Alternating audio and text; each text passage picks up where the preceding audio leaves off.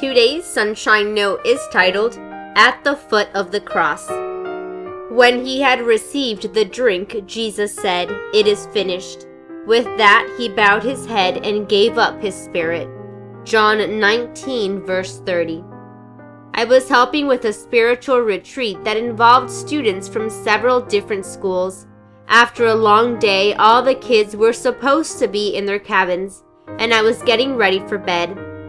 Then came a knock on my door. It was Angie, one of the girls I had gotten to know. "Can you please come down to the chapel?" she pleaded. "My friend Wiley is there, and he is having a really tough time." I grabbed my coat and we walked through the darkness to the chapel. When I opened the door, in the dim light, I saw a boy sitting on the stage, slumped over. Angie and I sat down on the floor next to him. I reached out my hand and placed it on his shoulder.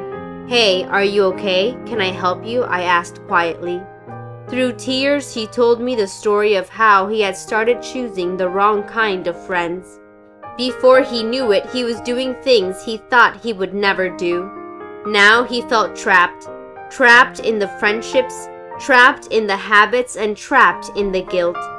The longer he talked, the more he cried until he was sobbing. Now Angie and I were crying too. I told him that Jesus forgave him. I told him that Jesus loved him, but nothing I said eased his pain and guilt. In desperation, I looked up. I looked up and saw that we were sitting at the foot of a large wooden cross. I had seen it earlier that evening but hadn't noticed it again till now. "Wiley," I exclaimed, "look up. Look where you are sitting. You're sitting at the foot of the cross. Don't you see? This is your answer. Jesus died on the cross so your sins could be forgiven. Jesus died in your place so you could be saved." Wiley looked up at the cross and his crying stopped. It finally sank in.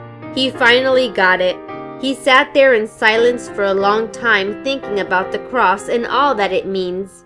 The cross means that someone loved you enough to actually die in your place.